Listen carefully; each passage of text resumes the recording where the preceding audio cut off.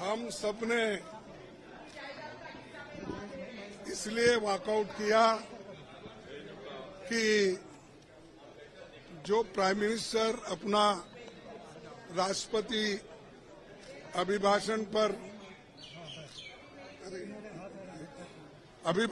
पर जो भाषण दे रहे थे, उन्होंने कुछ गलत बातें सदन को बताई, गलत झूठ, और उनकी आदत है कि झूठ बोलना, लोगों को भ्रमित करना और जो सत्य के जो विरोध में बात करना, ये उनकी आदत है।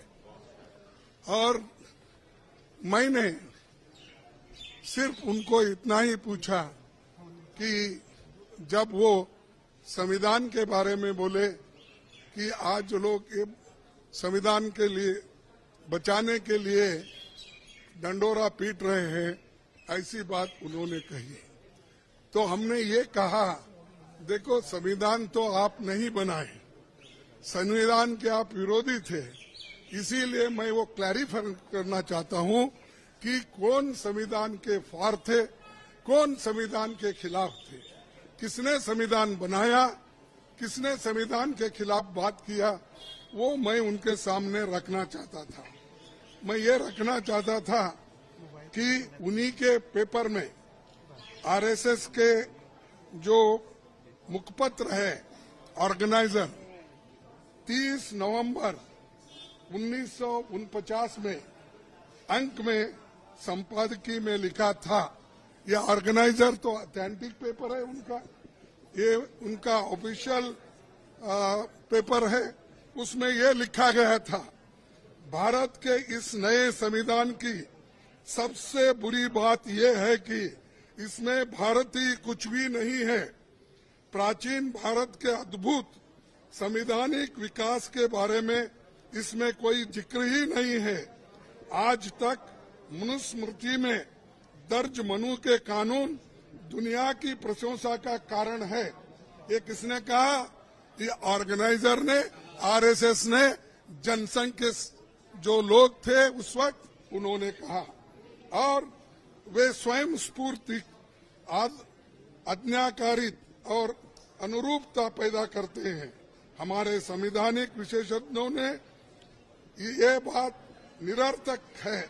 उन्होंने ये कहा कि यहाँ तक जो कॉन्स्टिट्यूंट असेंबली के मेंबर से किए हैं ये गलत है। उन्होंने उस वक्त अपोज करके इस संविधान को उन्होंने नकार दिया था, और आज उसकी रक्षा की खुद बात करते हैं और हमारे को बोलते हैं कि हम संविधान विरोधी है। अरे खुद विरोधी है, जन्मता ही विरोधी है, शुरू से विरोधी है।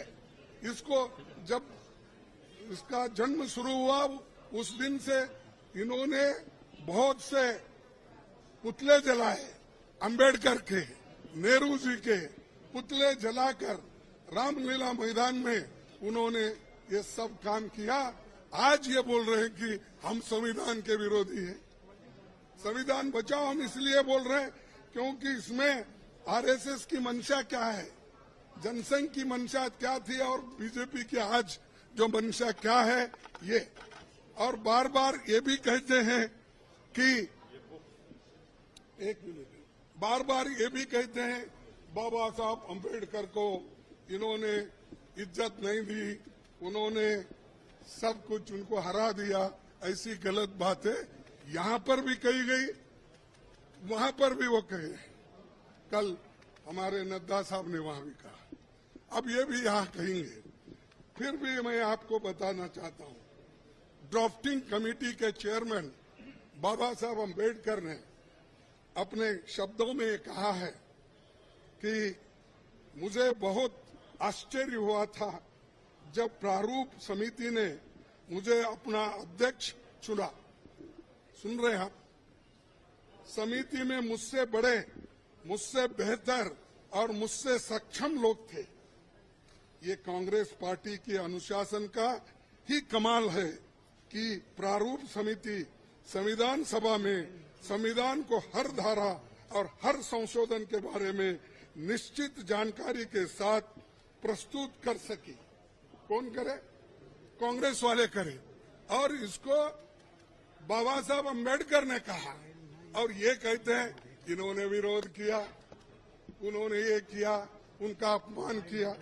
आगे मैं बताऊंगा। इसलिए संविधान सभा के समक्ष संविधान के प्रारूप के अबाध रूप से प्रस्तुत किए जाने के समस्त श्रेय पर कांग्रेस पार्टी का हक बनता है।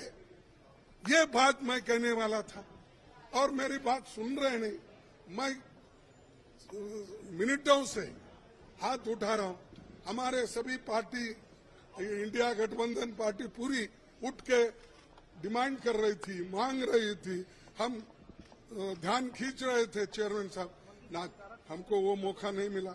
मैं फिर प्रधानमंत्री से खुद रिक्वेस्ट किया, 1 बार 2 बार 3 बार, लेकिन उन्होंने भी उसको नकार दिया। मैं जो झूठ बातें उन्होंने बोली है ये पूरे मेरे पास है।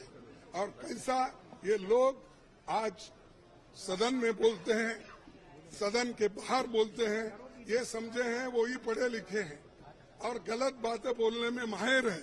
ये तो मैं बाबा साहब अम्बेडकर का स्पीच कॉन्स्टिट्यूंट असेंबली में जो बोला वो लाया हूं और ऑर्गेनाइजर में उनके लोग क्या बोले हैं वो भी मैं बताना चाहता था, लेकिन उन्होंने मौका नहीं दिया।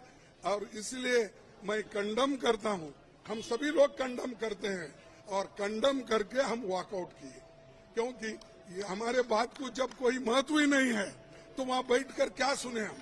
और जब प्रधानमंत्री खुद यहाँ पर जब बात कर रहे थे राहुल जी, उस वक्त 2 बार उठ के उन्होंने क्लैरिफिकेशन की कोशिश की, क्लैरिफाई कर दिए। 4 मिनिस्टर क्लैरिफाई कर दिए। मैं जब बात कर रहा था तो मेरे सदन में मेरे को रोकने टोकने का इतना कोशिश की, इतने लोग बार बार उठे मिनिस्टर्स। तो आज मेरे को 1 मिनट नहीं मिल सकता था इस बात बोलने के लिए। इसीलिए हम वो सभी लोग कंडम करके वॉकआउट किए हैं। बस यही चीज नहीं, ये सब बताने वाला था।